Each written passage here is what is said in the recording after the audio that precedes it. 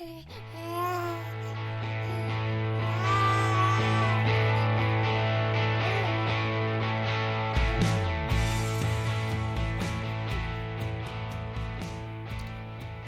to the Aging Well podcast. I'm Jeff Armstrong here with Corbin Bruton. In this and the episodes that follow, we will share candid discussions on aging and hear from the experts. We are here to inform and encourage as we experience, aging. In this episode, we explore the benefits of the Mediterranean diet for children and teens. A recent meta-analysis in JAMA Network Open highlights how this diet can optimize cardiometabolic health in young people. We examine the key components of the Mediterranean diet and provide practical tips for parents to incorporate these healthy eating habits into their children's lives and help them to age well. So, Dr. Armstrong, we often recommend the Mediterranean diet for aging well. We also suggest that aging well begins at birth. What about the Mediterranean diet for children? Actually, I think we stress that aging well begins at conception, maybe before. The question of whether the Mediterranean diet is good for children is a really good topic for discussion. As a matter of fact, there was a recent meta-analysis published in JAMA Network Open that addresses that very question. That study was Mediterranean diet, a cardiometabolic biomarker in children and adolescents, a systematic review and meta-analysis. This was by Lopez Gill and others, published in July of 2024.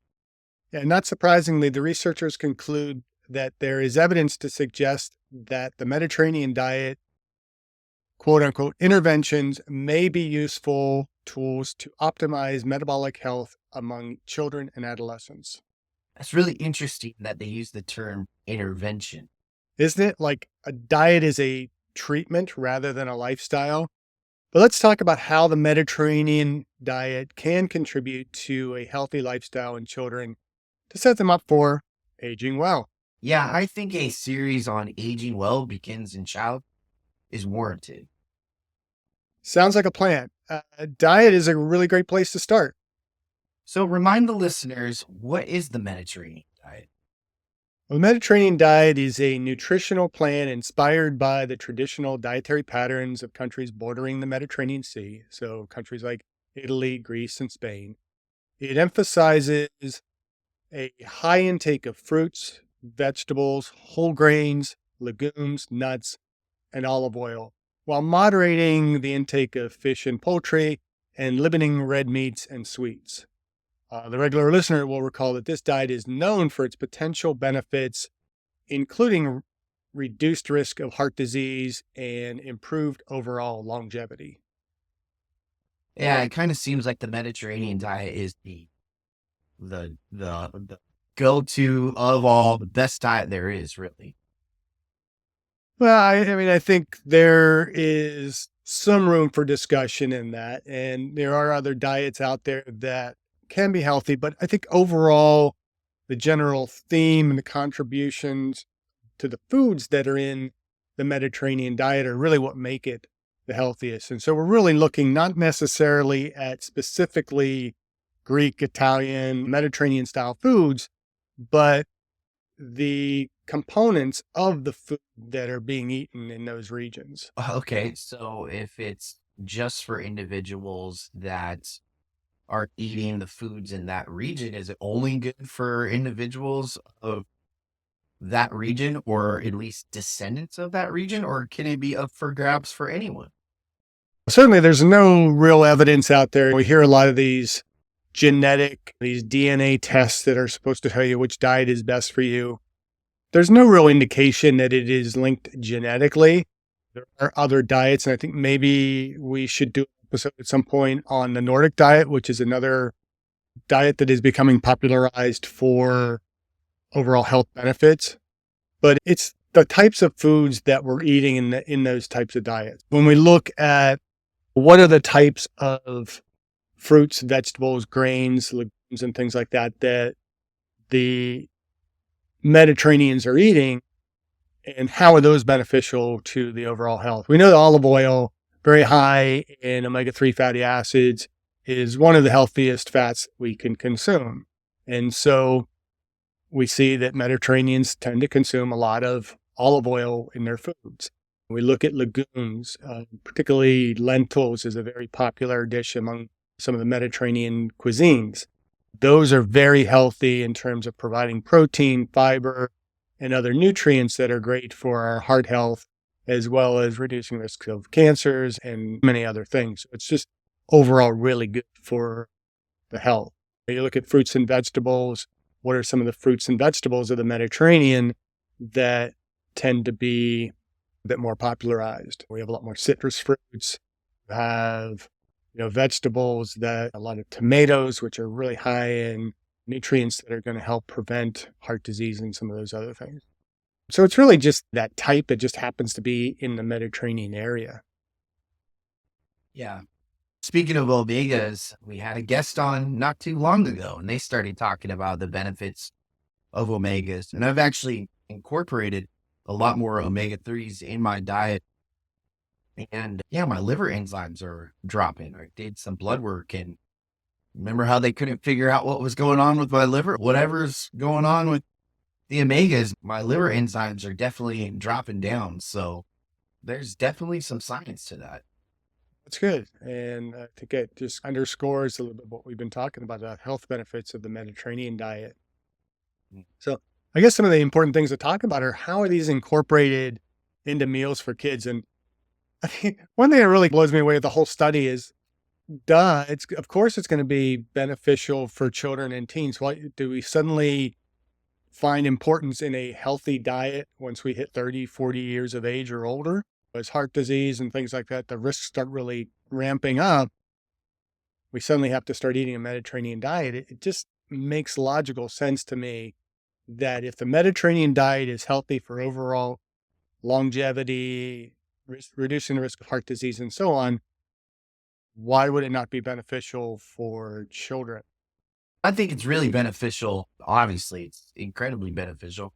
I think it's just a matter of perhaps parents just don't have the luxury to sit down and have their kids eat some chicken breasts or some broccoli because kids are really picky. And instead, they want a peanut butter and jelly sandwich and some juice and some macaroni and cheese and fruit roll ups and everything filled with high fructose corn syrup. And I know that's not a excuse, but man, we've babysat for a couple kids, and you do your best to try and get them to eat as healthy as possible, and you try and make it fun, and you're like, oh, look at this piece of broccoli. Oh man, I'm a giant and this is a tree. And I'm trying to make it fun and exciting to eat healthy food, but little kids, it's almost as if high fructose corn syrup, say, it creates a habit of addiction at a young age. And I think that habit of addiction is hard to break. And we recognize it in our 30s and 40s and even later, saying, "God, I don't want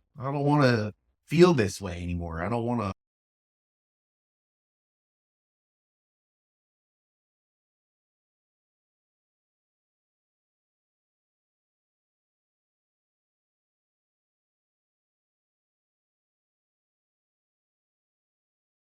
Our eating habits are really trained, and it's a complicated situation, I think, for parents these days because we do have issues with accessibility, we have issues with affordability, we have issues with just time.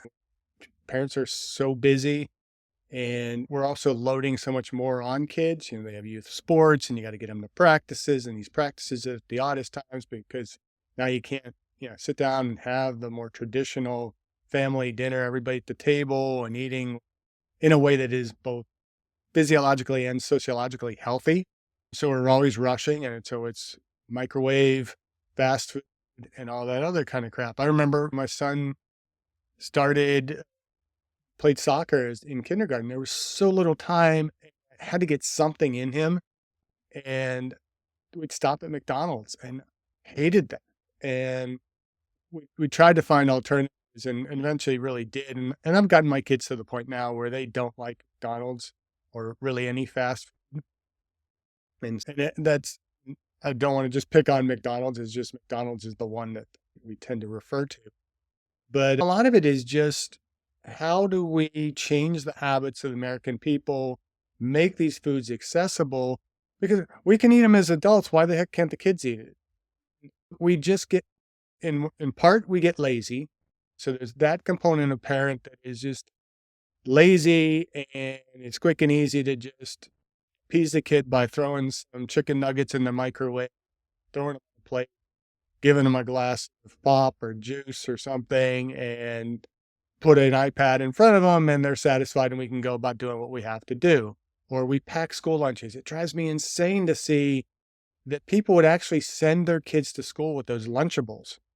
Really, are you that pressed for time or that lazy that you can't even match that by just pulling out some Ritz crackers, cutting some cheese up, putting a few little vegetables in the lunchbox and sending them off to school? Not that's a healthy lunch, but if you're going to send them to lunch with these kind of processed, pre-prepared lunch, quote unquote lunches.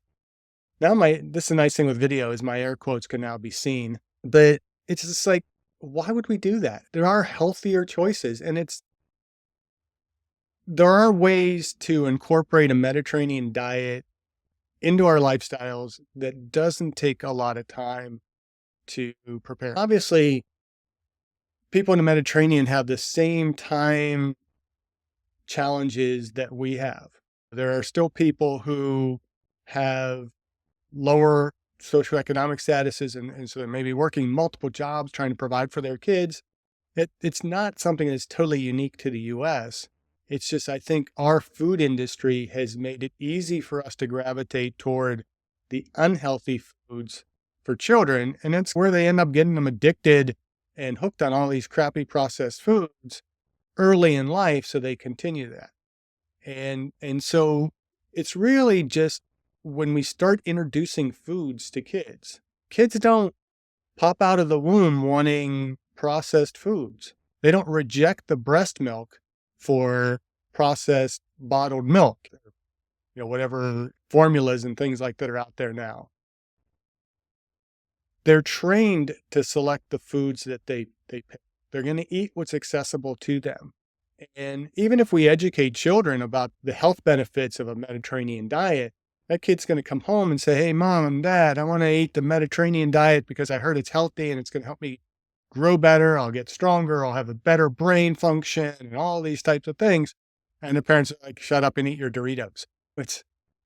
They're going to have to eat what the parents are providing. And so we have to change the mindset of parents, and we have to recognize that what we are putting in to the bodies of our children is having long-term effects on them, both in habits that they form as well as health status. We're setting kids up to either age well or not age well based on what we're feeding them in their childhood. Okay, so what are the key components of the Mediterranean diet and how can they be incorporated into meals for children and teens? Again, it's going back to just healthy fruits and vegetables. Not hard to put that into kids' meals. And again, fruits and vegetables don't have to be elaborate, and they don't have to necessarily be from the Mediterranean. We live in the United States where we have an abundance of food in this country. We throw away more food than most countries even consume. That's true. And what are the available fruits? And what's on the cheaper end? If it's a matter of affordability, what is the best quality fruits and vegetables that you can get to give to your child to give them some of those nutrients? Frozen vegetables can allow us for some convenience and allow us for freshness and things like that, because a lot of times we're throwing away fruit and vegetables because we think, okay, our kids are going to eat this broccoli, and then they don't eat it and it sits in the refrigerator and it rots. Actually, broccoli stays pretty well in the refrigerator for quite a while. Same with things like carrots.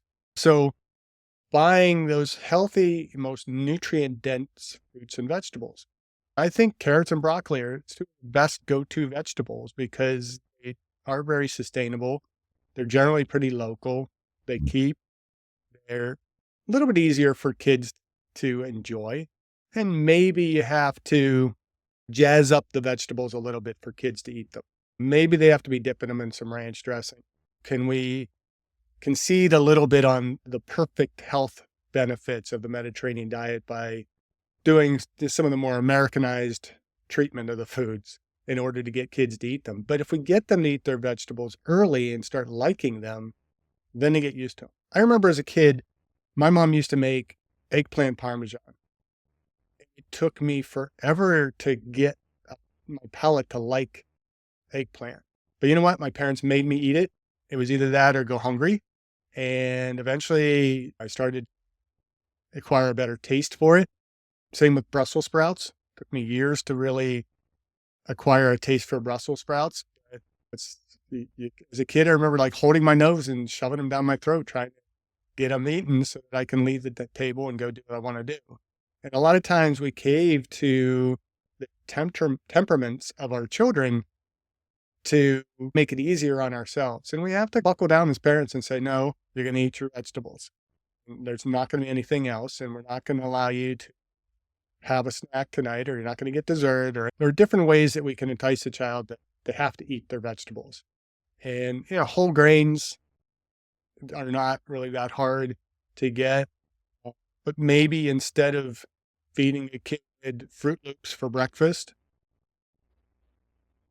make them oatmeal. And it might even be, okay, you have to stretch it a little bit initially with maybe the instant oatmeals that have the different flavorings in them, but try and begin to ease them more toward better quality choices of those grains.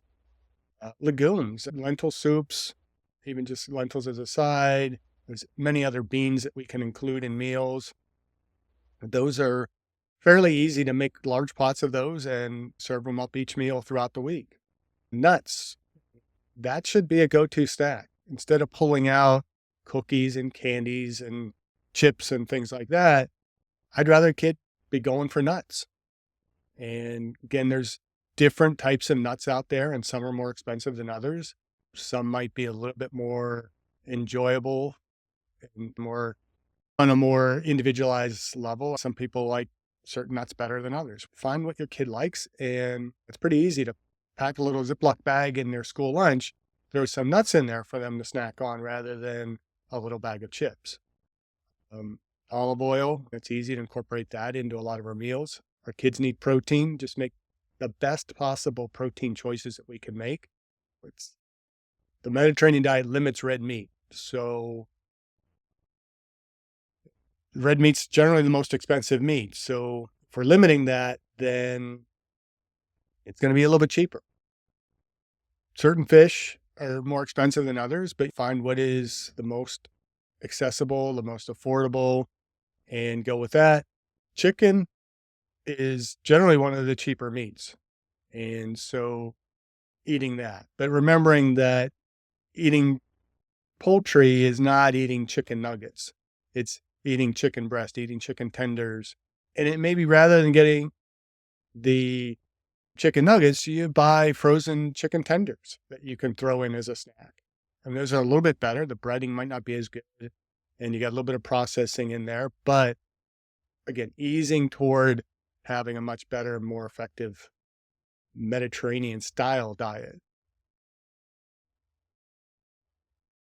Now, are you saying go for nuts as a better option? Because aren't nuts more denser in calories due to the fat content? And are you saying go that route because individuals aren't necessarily going to be getting their red meat, and so they're not getting that additional fat? Or are you just saying, no, nuts are a way healthier option, period? Both. The fats that you're getting in your nuts are going to be much more healthier than the fats that we would get in red meat. And calorically, okay, yes, we're starting to see a rise in childhood obesity, but what's driving that rise in childhood obesity? Is it overconsumption of fats? Partially, but that's going to be from poor fats as opposed to healthy fats. We're seeing in children 10 and under now starting to see more fatty streaks in their blood vessels because of the elevated levels of both bad types of cholesterol and fats in the diet, too high sugar, and vascular damage that leads to those streaks building up. And so incorporating healthy fats, first of all, they're going to be fuller. They're not going to be over consuming those. Whereas if Lay's potato chips has made a brand of saying you can't eat just one. There's a reason you can't eat just one, is because the flavoring, the salt, the fats, stuff that they add to those.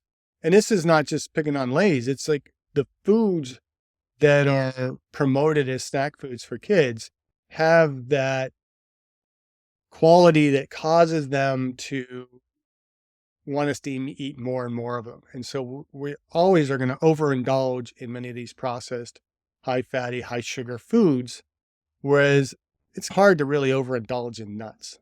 And if you are you really doing harm to your body, I could sit down, I can chow through nuts, and I'd probably get my excess calories from eating too much nuts. But they're healthier and they're much more satisfying and they're going to fill me more than sitting down with a bag of chips. So it's a much healthier snack. And then as far as like the grains and the oatmeal go, is there a concern with the type of grains that we have here in America being so genetically modified? Or is that just throw that out the door? But because obviously with the Mediterranean diet, it does talk about taking in whole grains and stuff.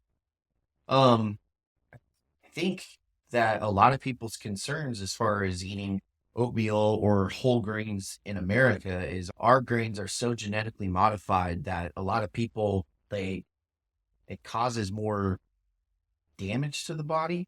And what are your thoughts on that? I really have not seen any evidence that most genetic modification of foods is harmful. I think we get really freaked out over that. Honestly, if you think of how we modify strains of certain things naturally, we're genetically modifying them. If it's done in a lab, which is probably not quite as often done as people tend to think, but there are benefits to some of the modifications that have been done to our grains and things like that in terms of making them, can grow more of them. They are a little bit more resistant to maybe to pesticides and things, resistant to different bugs and things like that might harm the harvest. And so it actually, some of that genetic modification allows for greater food accessibility. And I think that's a whole nother discussion. But if somebody is really that concerned over genetic modifications in grains, they're labeled non-GMO. So look for that on the label.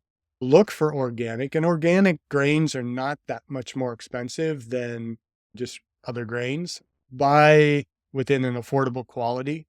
When it comes down to affordability and trying to make choices that are going to be healthier for my kids, that whole decision of GMO versus non-GMO, when you're comparing it to healthy grains versus processed grains and processed cereals and high fructose corn syrup in the cereals and all that kind of stuff, it's such a moot argument. There's just not a lot of reason to think that we're doing so much harm to our kids by having GMOs when the majority of their food intake is processed and has so many other chemicals and things in it that are far worse for them than anything that a genetic modification might be doing. Well, are there specific nutrients that the Mediterranean diet brings to the table that are particularly of importance for young people? Pretty much brings all of the nutrients that are important for young people. You think of any nutrients that we just, all the vitamins, minerals, the carbohydrates, proteins, fats, all of those are essential to your children. Children are developing, and that's when we want children to be getting the best possible nutrition so that their bodies grow properly and healthy and their brains are developing. And so the Mediterranean diet is chock full of all those healthy nutrients that a child needs to develop. And again, it takes me back to, why do we emphasize it so much for adults and not worry about the diets of our children and think that just throwing a bunch of processed, low nutrient dense foods at them is going to allow them to develop well and healthy and age well. How does the Mediterranean diet benefit the growth and development of children? Again, it's providing them with the healthy nutrients, complete balance of nutrients. It is going to be healthier amounts of protein and better quality protein.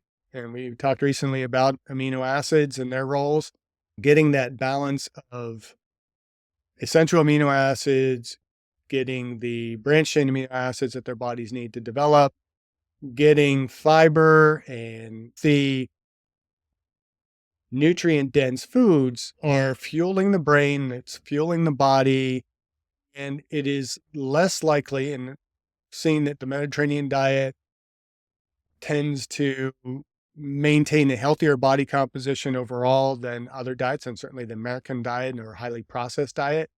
And it's going to allow healthy calories to be getting in the body for the body to grow, for the brain to be receiving the nutrients that it needs to allow for better education, better knowledge growth, and things like that. It's also going to be a little bit better for sleep and allow children to get more quality sleep so that their bodies can recover and their brains can recover and they're ready for school the next day. They're ready for their physical activities and all those types of things. There's no negatives to feeding children the Mediterranean diet. There are countless negatives to maintaining a more traditional American diet for kids. Now, does that mean that we have to deny our kids some of the things that in the American diet that we tend to like, hamburgers and pizza and some of those types of things? No, I think we talk enough about on this podcast about how part of aging well is enjoying life. And it doesn't have to be totally restrictive to the point where we get extra years in our life, but then the most miserable years of our life because we're having to eat not crappy food, but eating unpalatable foods, and we're eating boring foods, and all we do is exercise and count calories, not drink alcohol. And of course, kids, as we're talking about kids, they should not be consuming alcohol. And that could be a whole nother piece of, as we look at the Mediterranean diet. But I think it's important that we just understand that these are the most formidable years. In that first age is when the body is developing, the brain is developing. That should be the period of time in our lives when our diets are most important. And we tend to put less effort into our child's diets than we put into our own diets. Yeah, I don't know. No, you say that it's okay to eat a cheeseburger every now and then or a pizza every now and then. But after listening to Dr. Farrow when we were interviewing him on the stress that pizza causes on the body, I've stayed away from pizza. It just woke me up a little bit. And you have no idea that there's an entire stress system that happens when we eat. And so he really opened my eyes on that one. Luckily, he didn't say anything about cheeseburgers, so I feel like I'm good there. But pizza itself, whew. But I also think that was, if I recall correctly, that conversation, that was a stressor for him. Not always going to be a stressor for everybody. And we have to balance that stress, right? And do you want to be that kid whose parents won't let them go to parties because they're serving pizza, or they're forced to eat a vegetarian diet, or they're forced to not eat some of the things? They go to school and they're having a birthday party or something and they can't have cake. They have to have healthy snacks or something like that. And so they're sitting there, everybody's eating cake and they're sliced apples, what they're munching on.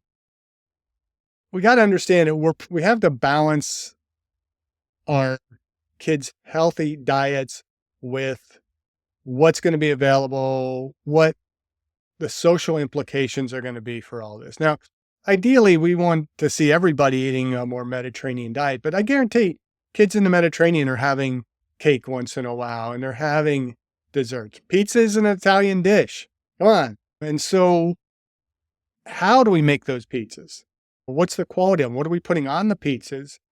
And we can kind of balance that all out. Yeah, hamburger is not going to be very good for the body physiologically either, but you can make it healthy. And you have the meat, you have maybe you make a better choice in terms of the dairy that's put on there, throw some vegetables on there, healthy grain bread. We can manage these things that we strike a balance in the kids' diet so that they're not socially isolated because they're eating too healthy of a diet. And and if we totally restrict kids too of some of the foods and beverages and things that are out there, first opportunity they have to access that, they're going to go crazy on it because they want to try it. And we could actually totally destroy their lifelong dietary habits because we were overly restricted with them as a child. And as they get into that second age where they have that freedom, they're going to make their own choices and they're going to say, screw what my parents taught me. This tastes better. I'm going to do this. So it's a balance of really educating them and why are we eating these foods? Why are they healthy? Teaching them that actually the taste of these foods can be a lot better than these other foods. We experience this as adults as we start to shift away from some of the highly processed, really crappy foods that we eat and we start eating healthier. It's hard to go back to those crappier foods. I find it very difficult to eat most like store-bought processed cookies and stuff like that, like an Oreo or something like that, that is really, there's what I used to eat this. I used to like this. It just tastes too sweet. There's just no real flavor to it. And so our palates begin to adjust to the foods that we give them. And ultimately, the kids are going to start making healthier choices if they're educated why they should be eating these foods and they're introduced to them in a way that makes them more enjoyable rather than punitive. I mean, you answered my next question, but I was going to ask, how can parents encourage children and teens to adopt the Mediterranean diet in a way that's appealing? I think it's by example. And anybody that's eaten a true Mediterranean diet, that's great food. I love like Italian and Greek food and things like that. And so it's finding those healthier choices that the kids are going to enjoy and not making it punishment, make it enjoyable. I think probably one of the reasons why I think myself, I was able to enjoy more healthier foods, a variety of Mediterranean foods and things. I was introduced to that stuff a lot when I was younger. We used to go out to more ethnic restaurants. Pittsburgh was a place for those. Um, I remember, I think it was Omar Khayyam's was the name of the restaurant. It was a Lebanese restaurant that we used to go to a lot. I love that place. And I love Lebanese food. And I love Greek food. Euros, we called them gyros in Pittsburgh, but Euros got introduced to me in probably like early part of high school. It was bring back fond memories of 2 days and 3 days in football practice where we'd have to go grab lunch somewhere and we'd all go up to the this new restaurant that was serving these new things we called again gyros and eating those. And yeah, gyros aren't or gyros aren't necessarily the best, healthiest of Mediterranean foods, but it does incorporate a little bit of that. And so it's really just incorporate, maybe making it fun. Hey, tonight we're gonna have Greek night. Tonight's gonna be Italian night, and then we try different foods. You get kids to experience foods. You make it fun, and yeah, we have to get back to making mealtime a little bit more family time as we're able to make it about getting nutrients, understanding that food isn't about just satisfying these stomach urges that we have. It's about fueling our bodies for performance. And more kids are involved in sport. Teach them how eating these foods are going to make them perform better on the field. So it's really just changing the overall mindset. And again, once it's easy to talk about changing that mindset, but again, we're going to have to deal with those families that, look, I don't have the time, I don't have the money, I don't have the knowledge, I don't understand what a Mediterranean diet is. And so it might take a little bit more education on the part of the parents. I think in the schools, we could probably be doing a lot better job in terms of educating kids what's healthy food. We try and tell kids in a wellness class or health class what is healthy eating. And then they go from that class to the lunchroom and they see the crappy foods that are being served. That's not underscoring the health benefits. Or you have unpalatable foods in the school. These kids look over at the snack machines, or in case like my kids' school, they can actually leave campus and go down the hill to the fast food restaurants or things like that to get food. They're not going to be underscoring those healthy choices. And we need to do better in education. We need to do better as communities in making access to these foods. We need to make it much more of a policy-driven, community-driven, family-driven approach to getting kids eating healthier foods. So it's almost as if we need to not only teach the kid the long-term health benefits, but also educate the lunchroom staff or other faculty staff of schools or daycares or whatever the case may be, the benefits for that long-term health, and maybe have the staple be a more Mediterranean diet. Is that safe to say? I think it's very safe to say. And maybe it begins with our colleges and universities as they're educating dietitians and nutritionists. I think nutritionists get a little bit better understanding. I run across a lot of dietitians that they're themselves unhealthy.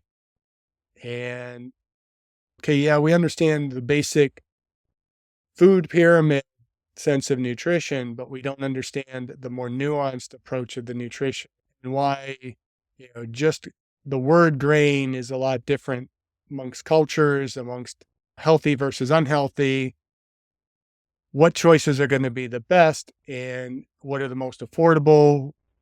What are ways that we can, on the school budgets that we have, incorporate the most healthy of diets for the kids? And there's been projects out there where schools have really taken on more of a Mediterranean approach and found that it's actually been cheaper and it's been more enjoyable for the kids by having a little bit more healthier grains.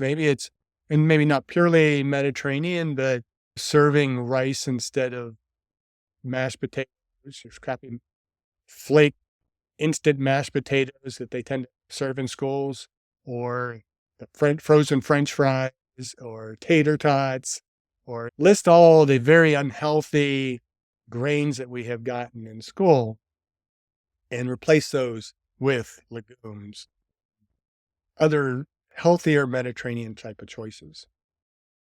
Are there any potential drawbacks or considerations parents should keep in mind when introducing the Mediterranean diet for their children? I think we touched on this a little bit already, that for the kids, we don't want to make them stand out too much. And when you're packing a lunch for the kids, you don't want to have some weird meal that everybody's going to be looking at them like, what the hell are you eating? And we also have to have a little bit more flexibility, knowing that they're going to want on occasion to try some of the other stuff that their friends are having. They're going to go to friends' houses, and you don't want your kid going to somebody's house for dinner and they serve them a more traditional American dinner and the kid won't eat it because it's not healthy. That could be a bit embarrassing for the kid, and also maybe limit their friends, because I don't want to have Joey over because Joey only eats the Mediterranean foods and he doesn't like bologna and he won't eat chips and all this kind of stuff.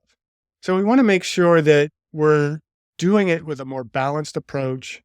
We're making it fun for the kids. We're educating them. And again, the drawbacks can be that it may take a little bit more time for the parents to prepare those meals. And it may come with added expense. I don't think personally that eating a Mediterranean diet has to be more expensive than what we typically do feed our kids. Because if you start looking at the price of foods in the grocery store, there are a lot of cheaper options that we can get out there other than some of these processed foods. This isn't necessarily relating to the Mediterranean diet, but I recently took my daughter to Montana for a trip. And we stopped along the way, about the only place we could find to quickly eat and stay on the road because it was going to be a 10-hour drive if we didn't stop. It ended up taking us about 12 hours to get there. We ended up having lunch at a Carl Jr. And again, I'm not picking on any particular brand, but I tend to think some fast foods are a little bit better than others. And I hadn't had Carl Jr.'s in a while. Oh, what the heck? We'll stop there. It'll be quick. It was like well over $30 for the two of us to eat. And, this is cheap fast food. And we went out, I don't know if it was the same night or the next night, but we went to a steakhouse in Butte, Montana. And we had salad, soup, the meal, and I got a sirloin and just really good cut of sirloin, well cooked. Potato dish, that particular night, I got the twice baked potatoes. They were just incredible. And we got our drinks included and ice cream for dessert. And the bill came $49 without a tip for two people. Very rarely am I ever able to go to a restaurant and have that much food, including drinks and dessert and everything else, for under $50. And so there are places out there that are serving healthier, more affordable food. And same thing when we go to the grocery store, if we stay to the outside of the store and kind of avoid a lot of the highly processed, crappy foods in the middle of the store, it's going to be cheaper to buy things and the ingredients that we can make some of the stuff ourselves. It's probably cheaper in the long run, although it might take a little bit more time to make birthday cake from scratch instead of buying a mix. So be cautious about the choices. Invest a little bit of time in what are we purchasing, what are we preparing in our foods, and begin to plan this. And once we invest the time on the front end and you start finding those few recipes that kids you can make the same dishes over and over again. If a kid really likes a dish, kids can eat chicken nuggets every day, right? So why can't they eat Mediterranean dish every day? And so balance that time investment with the costs and the overall benefits that you're going to get with serving your kid a healthier diet. If that makes any sense, but it's going to take some effort. And really, I look at the American diet. Why does the American diet have to be the worst in the world?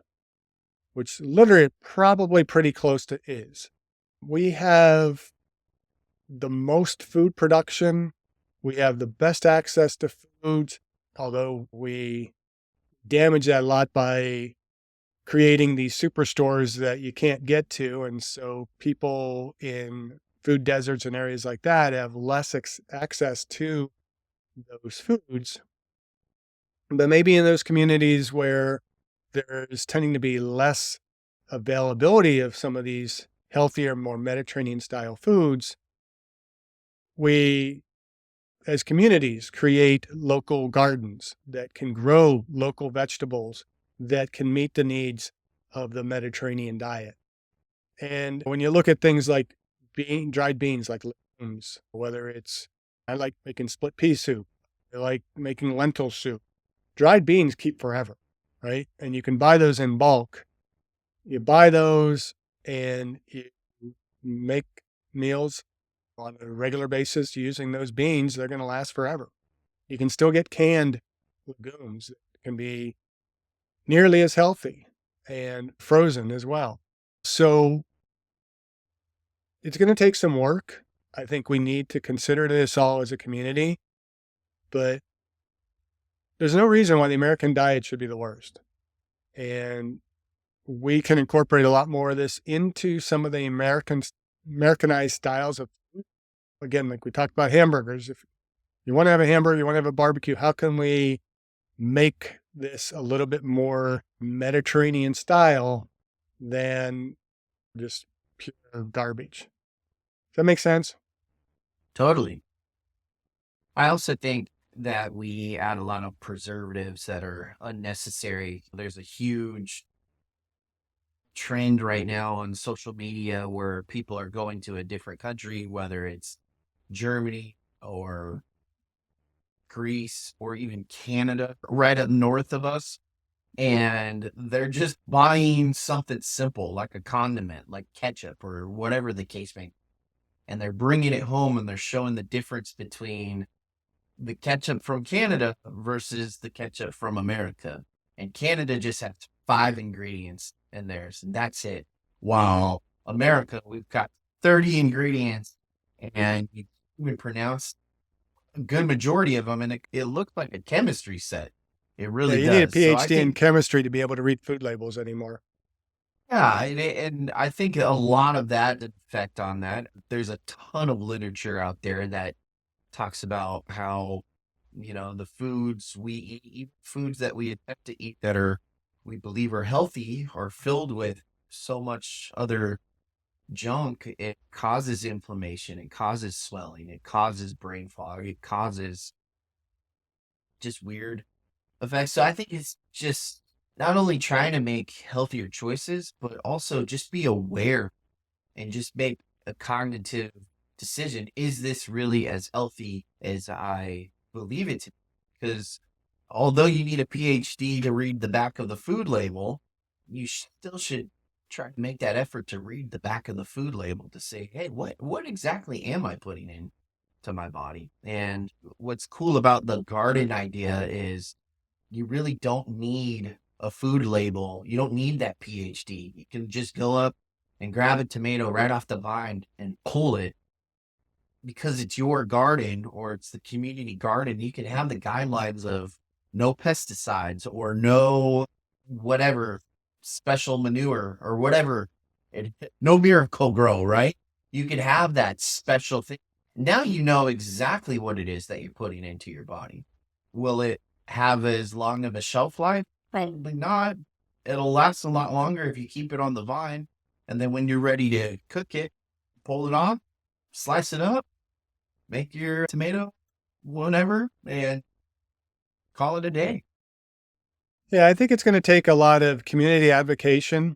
We have to stand up for the rights of our kids. We have to demand better foods in schools.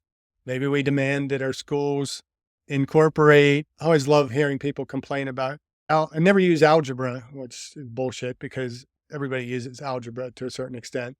But there is a certain argument. We spend too much time teaching to these tests that are required by the state and federal governments for kids to be, being able to prove that they can do this or that, different math or science or proving their reading. And we don't teach the skills that are lifelong skills. And I don't agree with the argument that we have to teach kids how to do taxes because, yes, you are teaching kids how to do taxes when you teach them math. If they know multiplication, addition, subtraction, division, they can do taxes. Now, do they understand the tax code? No. But again, that's part of our government just putting more and more crap on top of us that makes it harder for us to function. But we need to demand that our communities are supporting healthier nutrition in the schools, teaching the kids maybe how to garden and have a school garden and be harvesting some of those vegetables and using them in the school meals. And then giving our communities access to those better food choices and how to use those foods and putting greater pressure on food companies to stop loading us with crap and chemicals. They are a powerful lobby in Washington, and so they can get away with the crap that they can get away with. The FDA and different federal organizations are going to turn a blind eye to some of this, the cancer-causing chemicals that are being put in our food and all those types of things, because that's the money that is fueling our government and fueling our politicians, I should say, probably more so than our government. I'm starting to sound really conspiracy oriented and very libertarian here. We need to advocate as community members, as neighbors, as parents, and make sure that the quality of food is elevated, the accessibility of that food is elevated, and that we are educating our communities and our children how to use these healthy foods. Because if you don't know how to cook them, you can make access to them. But if I give somebody a bag of beans and they don't know how to make lentil soup, it's not really helping them.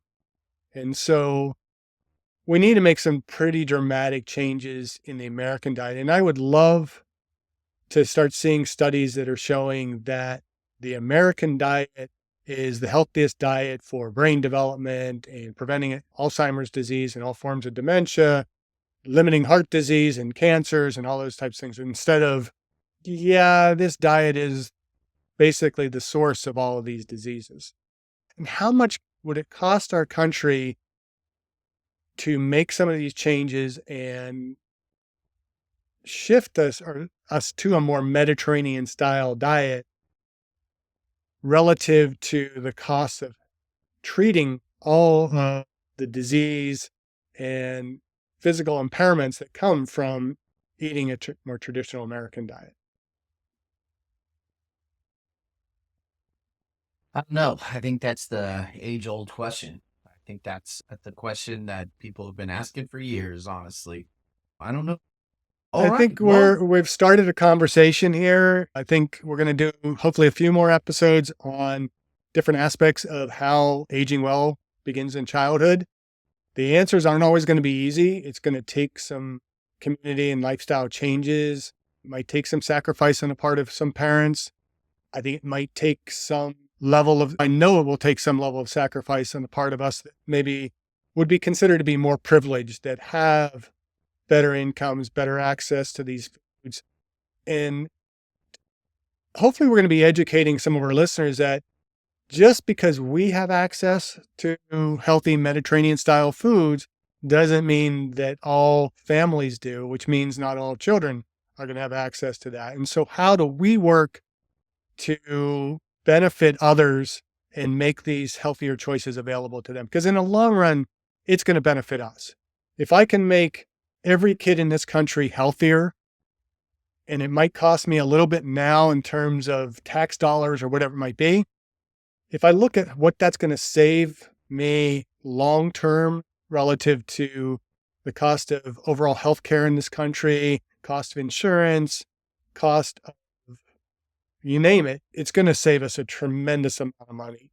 And so it's an investment in our futures by considering that the diets of our children are a very important consideration, especially for aging well. Thank you for listening. I hope you benefited from today's podcast. And until next time, keep aging well.